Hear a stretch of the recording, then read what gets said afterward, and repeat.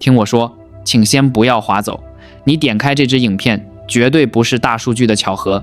在這個時刻，在此時此地，也許你正拖着疲憊的身體剛下班，也許你正坐在捷運上看着窗外發呆，又或許你正處於人生的某個低谷，覺得四周都是牆壁，透不過氣來。請相信，只有當一個人的靈魂準備好覺醒的時候，宇宙才會把某些特定的真相輕輕地推到他的面前。今天你之所以會聽到這番話，是因為你內心深處那個渴望改變的自己向宇宙發出了求救信號。這裡是意識覺醒，記得按讚、訂閱並打開小鈴鐺，這樣您就不會錯過我們的新影片。接下來的20分鐘，我不跟你講那些虛無縹緲的雞湯，也不談那些讓你焦慮的成功學。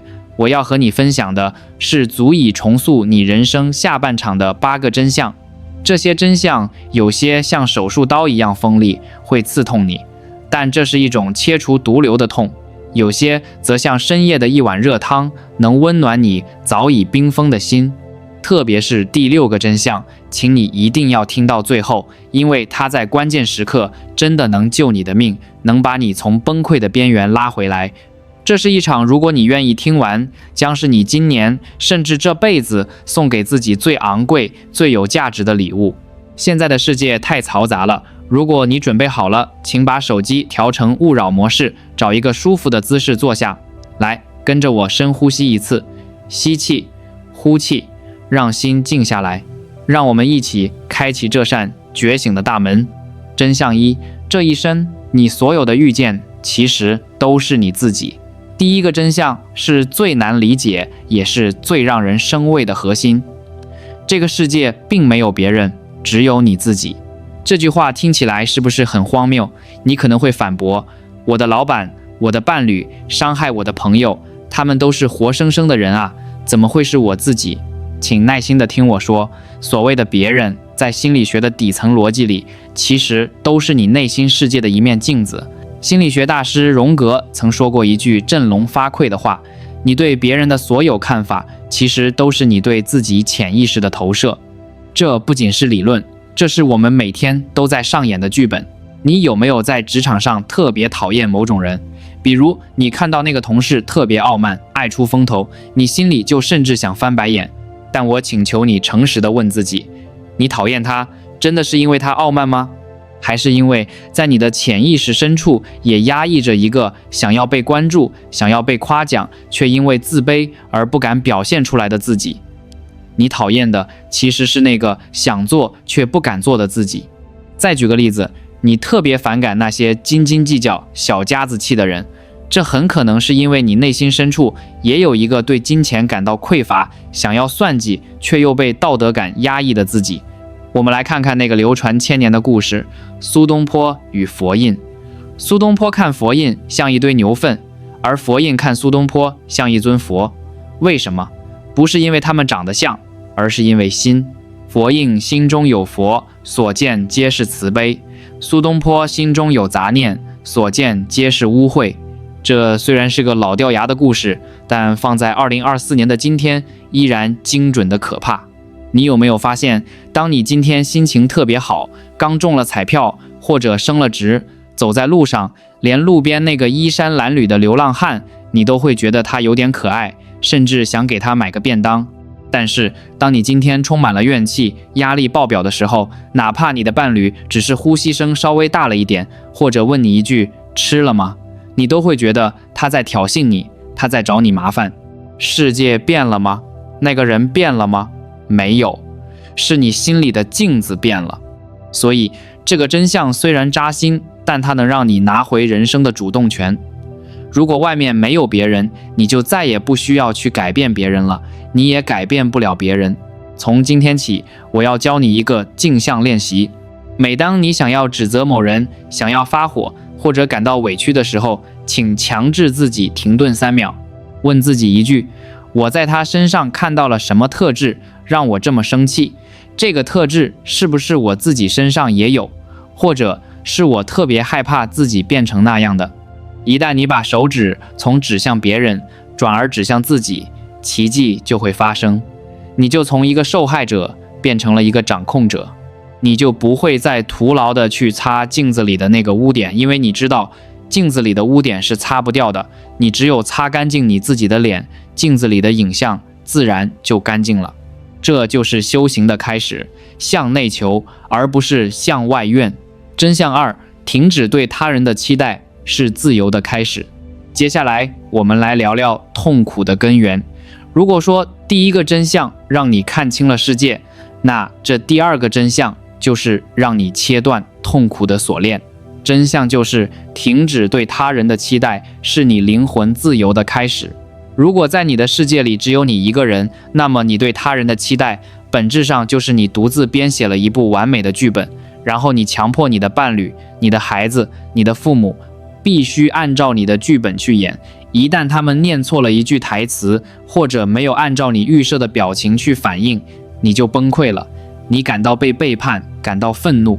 在心理学上，這叫做控制型依戀。我們太習慣做一件事了，那就是交易。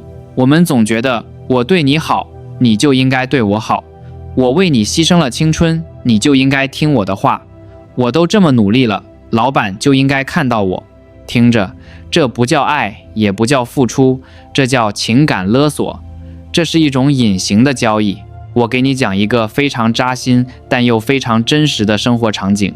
這就好比你手裡緊緊攥着一個蘋果，跑去一家只賣香蕉的水果店，你對着店老闆歇斯底里的大喊：為什麼你不賣給我蘋果？你看我有錢啊，我都把心掏給你了，為什麼你不給我蘋果？你會覺得這個人瘋了，對不對？水果店就是賣香蕉的，他給不了你蘋果。但是在感情裡，在家庭裡，在職場上，我們天天都在做这個拿着蘋果買香蕉的瘋子。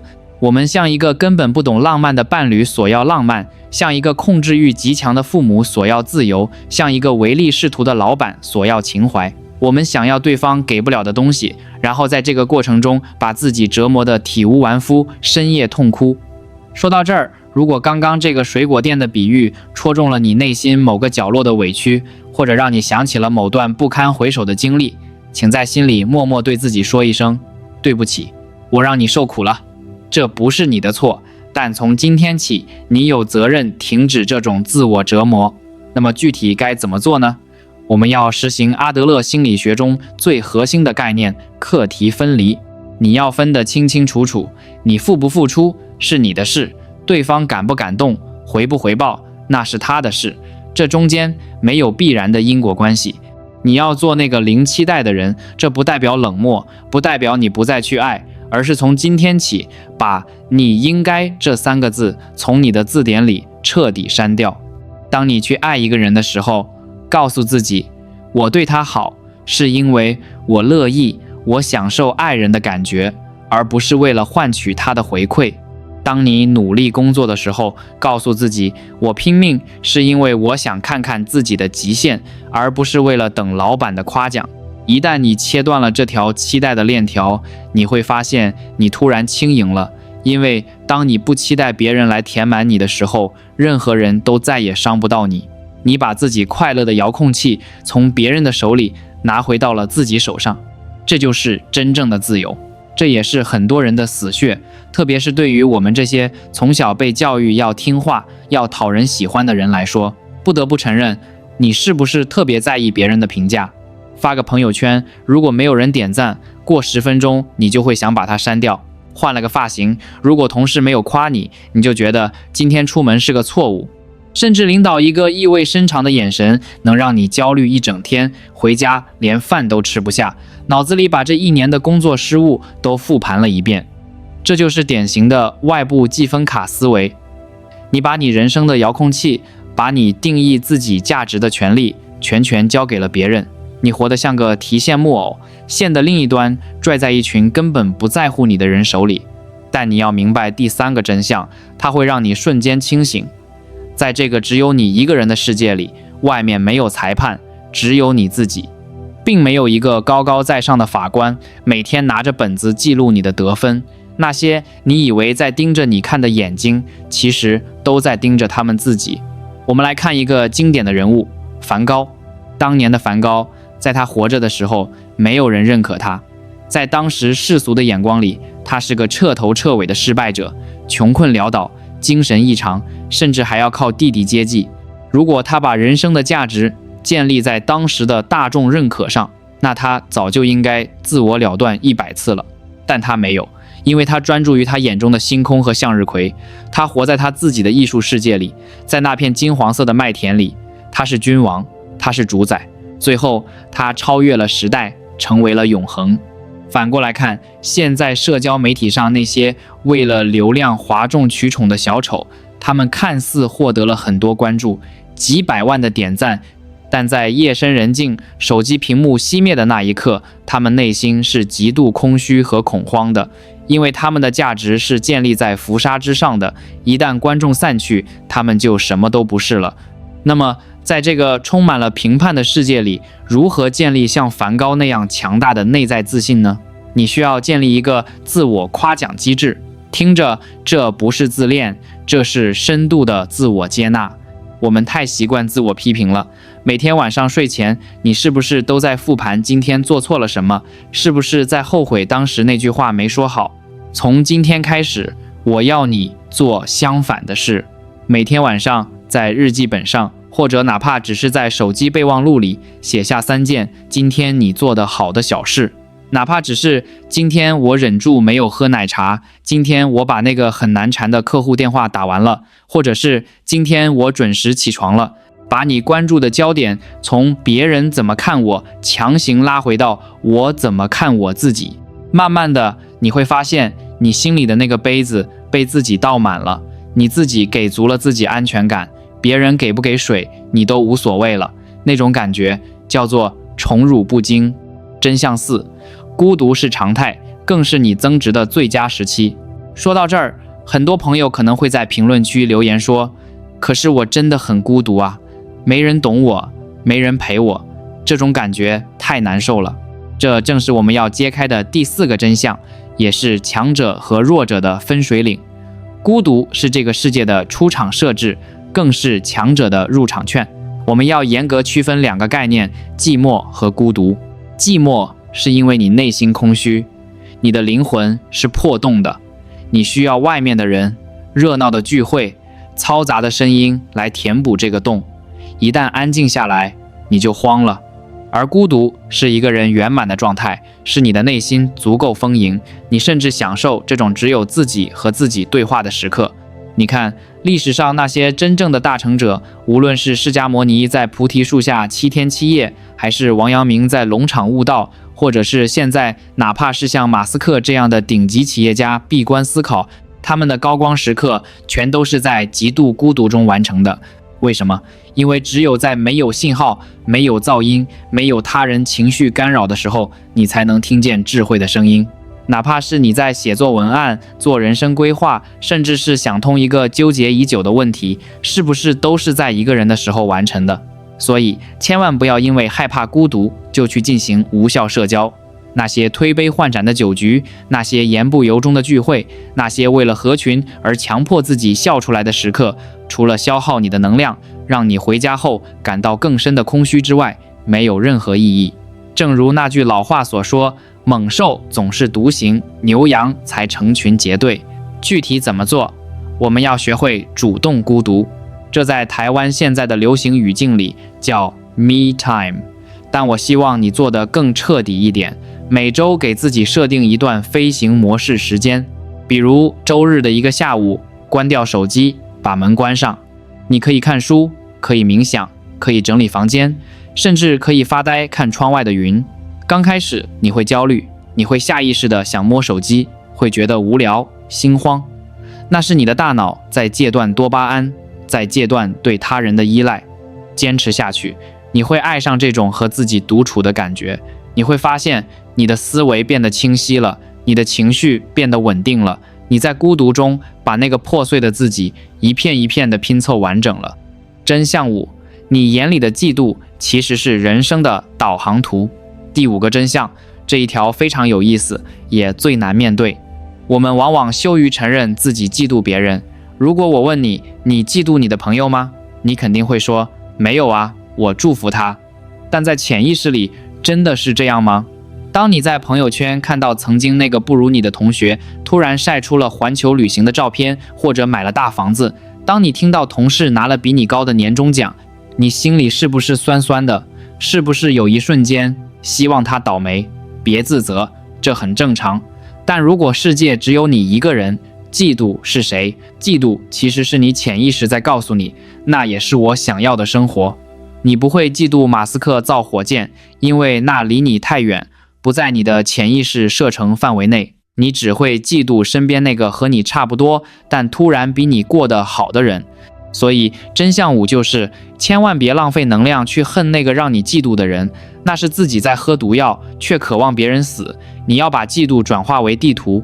下次當你感到嫉妒的時候，不要急着滑走，不要急着屏蔽它，停下來，深呼吸，分析一下，我嫉妒他什麼？是有錢，是身材好，還是他那種自由自在的狀態，或者是他那一口流利的英語？把你嫉妒的點寫下來，恭喜你，你找到了你接下來5年要奮鬥的目標。既然你嫉妒他身材好，說明你潛意識裡也渴望擁有健康的身體，那就去健身。既然你嫉妒他能到處旅行，說明你渴望自由，那就去規劃財務，去提升能力。把憑什麼他有變成我也要有，這就是把負能量轉化為核動力的過程。當你開始把嫉妒看作是人生的導航圖時，那個讓你嫉妒的人就變成了你的老師，變成了你的路標。你不再恨他，你反而要感謝他，是他讓你看到了你自己潛力的天花板在哪裡。你看，當你轉念一想，地獄瞬間變成了天堂。朋友，請打起12分的精神。我們在開頭提到的那個能救你命的真相，就是現在這一條。在這個世界上，有一種痛苦是毀滅性的，它能讓人抑鬱，讓人發瘋，甚至讓人走上絕路。這種痛苦的根源只有一個，我們總想扮演上帝。真相6極其冷酷，但又無比慈悲。一切痛苦都是因為你想控制那些你根本控制不了的東西。仔細回想一下，你最近一次崩潰是因為什麼？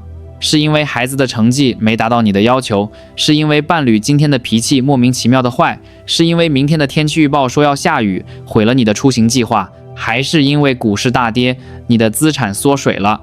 斯多噶學派有一位偉大的哲學家艾比克泰德，他留下了一個能夠拯救無數现代人的智慧——控制2分法。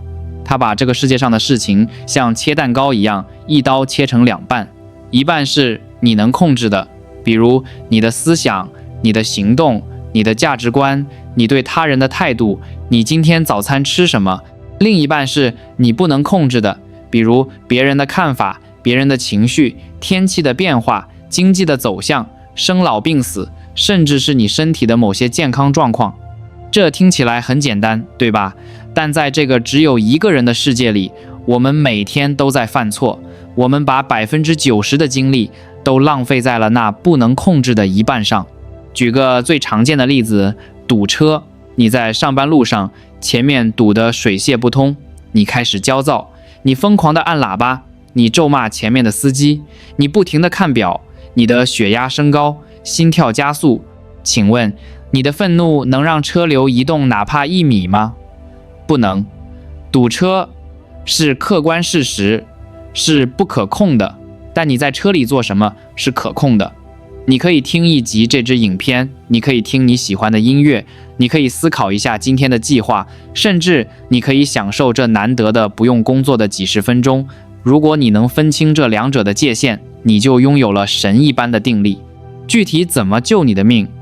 當巨大的焦慮來襲，當你覺得天都要塌下來的時候，請立刻拿出一張紙，做一個控制力剝離練習。在紙上畫2個同心圓，在內圈寫上現在你能做的，比如深呼吸，去洗把臉，把簡歷再改一遍，給家人做頓飯。在外圈寫上那些讓你恐懼的，比如面試官會不會討厭我，房價會不會跌，我會不會得絕症。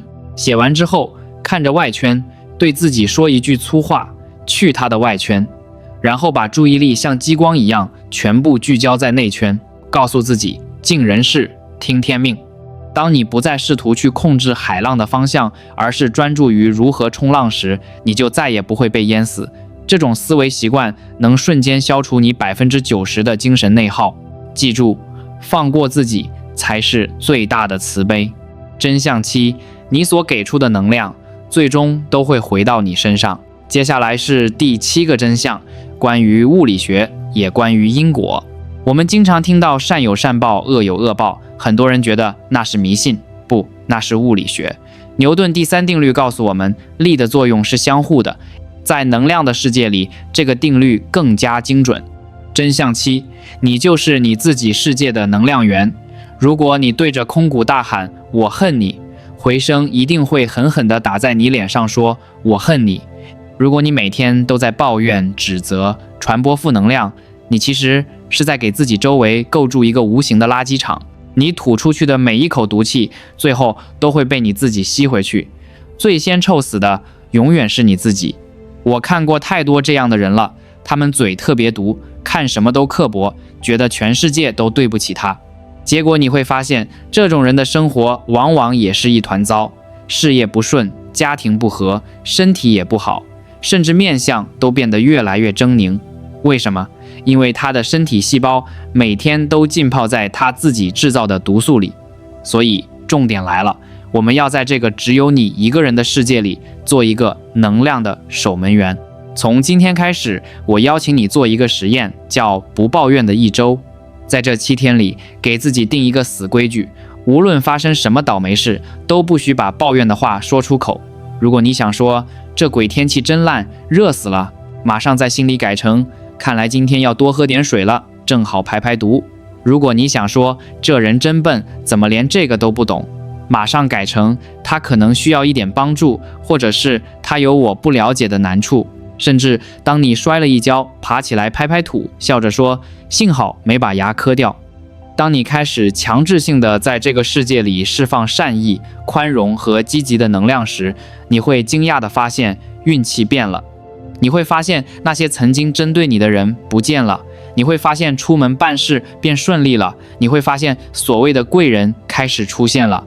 這不是玄學，這是吸引力法則。你變了，你的磁場就變了，你吸引來的人和事自然就变了。真相8，活在當下，因為過去和未來都不存在。最後一個道理，也是終極道理，既然世界只有你一個人，那你究竟在哪裡？你既不在昨天，因為昨天已經是一場夢，你也不在明天，因為明天還沒到來，你永遠只能在現在，在此時此刻。真相8，所有的焦慮都是因為你活在未來，所有的悔恨都是因為你活在過去，唯有平靜是因為你活在當下。很多人這一輩子都在等待，等我有錢了，我就好好陪家人；等我退休了，我就去環遊世界；等孩子長大了，我就開始享受生活。別傻了，朋友，那是一個巨大的騙局。如果你現在沒有能力享受一杯茶的香氣，等你有錢了，哪怕你喝着幾萬塊1斤的茶，你依然會焦慮別的，因為你根本沒有活在當下的能力。5年後的你會感激現在的自己，不是因為你賺了多少錢，而是因為現在的你抓住了每一個當下。那具體怎麼做？你需要練習正念呼吸。這聽起來很老套，但它是把你拉回現實的唯一繩索。當你感覺腦子要炸的時候，當你被過去和未来撕扯的時候，停下來，不需要打坐，不需要去深山老林，就在你坐着的椅子上，把注意力全部集中在鼻尖，感受氣流的吸入，涼涼的；感受氣流的呼出，暖暖的。就在這一呼一吸之間，你就切斷了所有紛亂的思緒，你就回到了這個唯一的真實的當下。哪怕只是洗碗，感受水的溫度；哪怕只是走路，感受腳底與地面的接觸。把手頭正在做的這件小事做到極致的專注，這就是修行。你的生命質量不取決於你活了多長，而取決於你每一個當下的深度。好了，朋友，這8個真相我們聊完了。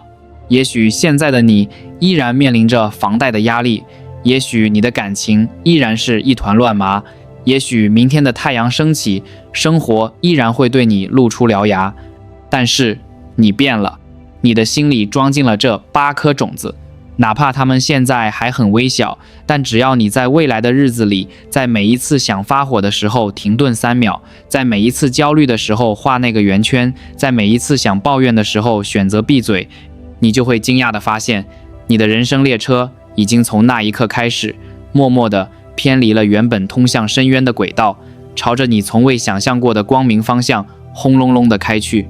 這不是雞湯，這是覺醒者的誓言。我想請你閉上眼睛，想象一下5年後的自己，那個時候的你站在一個全新的高度，擁有了你現在渴望的從容和智慧。那個未來的你正穿過時間的迷霧，看着現在拿着手機的你，微笑着對你說了一聲謝謝你，謝謝你當時沒有放棄，謝謝你終於醒悟了。這條覺醒的路注定是孤獨的，只有你一個人走，但你並不孤單，因為你的內心已經足夠豐盈，因為整個宇宙都在為你讓路。